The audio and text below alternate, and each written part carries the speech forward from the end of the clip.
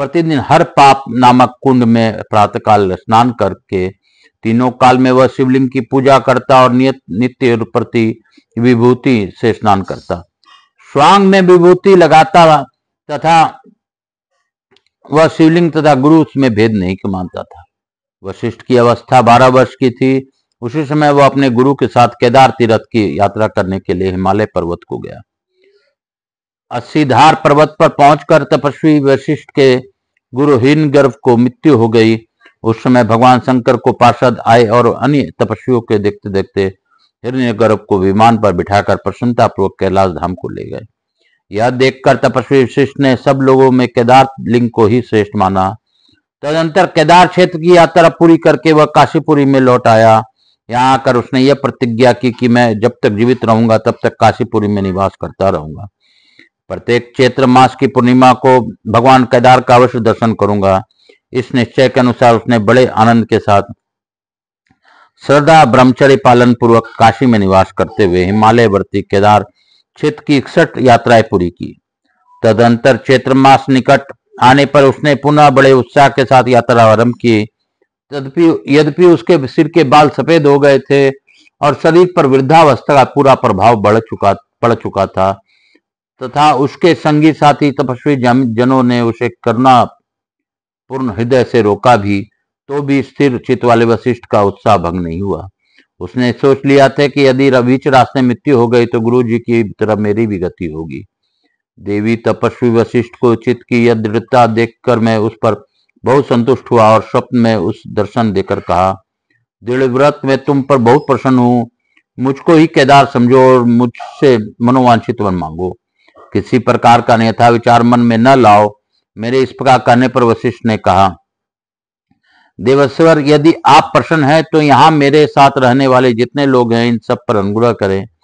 इस परोपकारी का यह वचन सुनकर मेरे अन्न प्रसन्नता और भी बढ़ गई और मैंने कहा तथास्तु ऐसा ही होगा। फिर उसने परोपकार जनित पुण्य से अब उसकी तपस्या की क्यों मैंने द्विगुणित कर दिया और पुनः उसके वर मांगने के लिए कहा। तब वशिष्ठ ने यह प्रार्थना की कि आप हिमालय से यहाँ आकर रहें। उसकी तपस्या से आकृष्ट होकर कला मात्र से हिमालय पर रहकर सर्वोत्तो भावेन यहाँ काशी में आकर बस गया।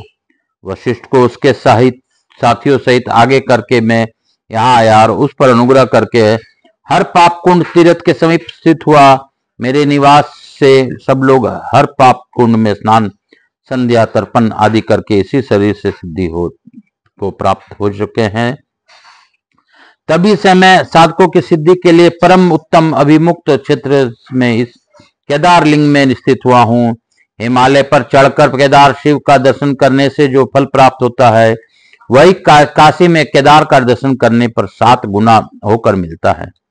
हर पाप तीर्थ 7 जन्मों में पापों का नाश करने वाला है और पीछे से गंगा में मिले जाने से तो यह करोड़ों जन्मों की अधिराशि का नाश करने वाला बन गया है।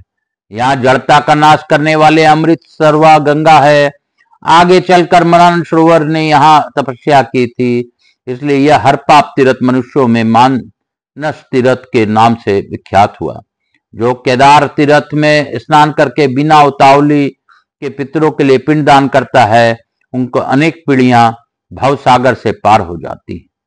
जब मंगलवार की अमावस्या तिथि हो उस समय केदार तीर्थ में आकर जो श्राद्ध करता है उसे गया में श्राद्ध करने की क्या आवश्यकता है। एक बार भी केदारेश्वर का दर्शन करके मनुष्य मेरा पार्षद हो सकता है। अतः काशी में प्रयत्न पूर्वक केदारेश्वर का दर्शन करे। केदार से उत्तर में चित्रांगदेश्वर लिंग है। उसकी नित्य पूजा करने से मनुष्य स्वर्गीय भोग प्राप्त करता है। केदार के दक्षिण भाग में नीलकंठ का दर्शन करने पर मनुष्य को संसार रूपी सर्प के डस लेने पर भी उसकी विष में से भय नहीं होता। केदार से वायव्य कोण में अम्बरीश्वर लिंग है। उसका दर्शन करने से मनुष्य दुख से भरे हुए इस संसार में गर्भवास का कष्ट नहीं भोगता। उसी के समीप इंद्रदुम्नेश्वर लिंग है, जिसकी भली भांति पूजा करके भक्त पुरुष तेजोमय विमान पर आरूढ़ हो स्वर्गलोक की भूमि में आनंद का अनुभव करता है। उसके दक्षिण भाग में कालंजरेश्वर लिंग है। उसका दर्शन करके मनुष्य वृद्धावस्था और काल पर विजय पाकर चिरकाल तक मेरे लोक में निवास करता है। चित्रांगदेश्वर से उत्तर क्षेमेश्वर लिंग का दर्शन करने पर इलोक और परलोक में सर्वत कल्याण की प्राप्ति होती है। स्कंद जी कहते हैं अगस्त केदारेश्वर लिंग के प्रकट होने की यह कथा सुनकर पुण्य आत्मा पुरुष क्षण भर में निष्पाप हो जाता है और अंत में शिवलोक को प्राप्त होता है। बोलो काशी काशी शिव काशी, बोलो काशी केदार की जय, बोलो काशी केदार की जय, बोलो काशी केदार की जय, बोलो मेरे महादेव की जय, मेरे महादेव की जय। काल हर दुख हर दारी धर कष्ट हर हर महादेव शंभो शंभो। बोल बम का नारा है, बाबा एक सहारा है। बोलो बम बोलो बम बोलो बम बोलो बम।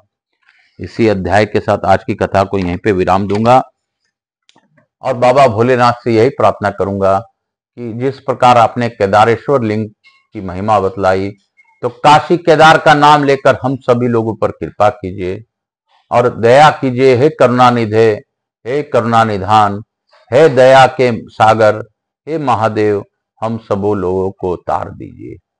हम सभी लोगों का कष्ट हरण कर लीजिए।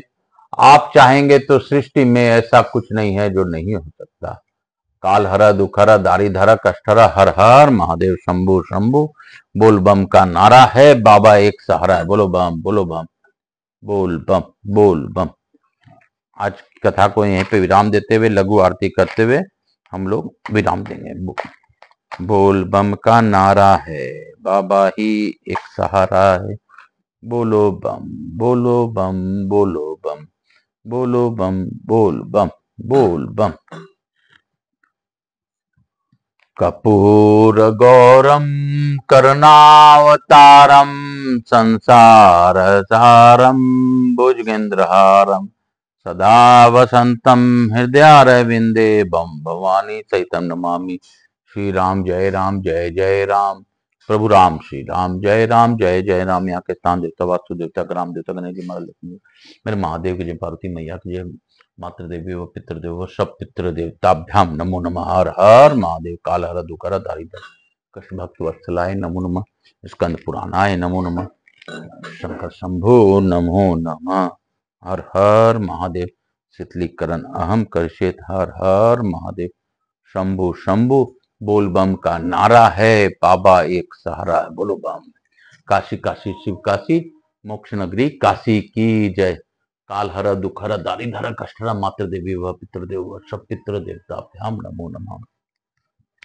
हर हर महादेव। मैं प्रथम पूज्यदेव गणपति गणेश जी महाराज लक्ष्मी जी महाराज रिद्धि सिद्धि शुभ लाभ कुबेर जी महाराज से अनुरोध करता हूँ कि हमारे यहाँ निवास रहकर अखंड कृपा बनाए रखें।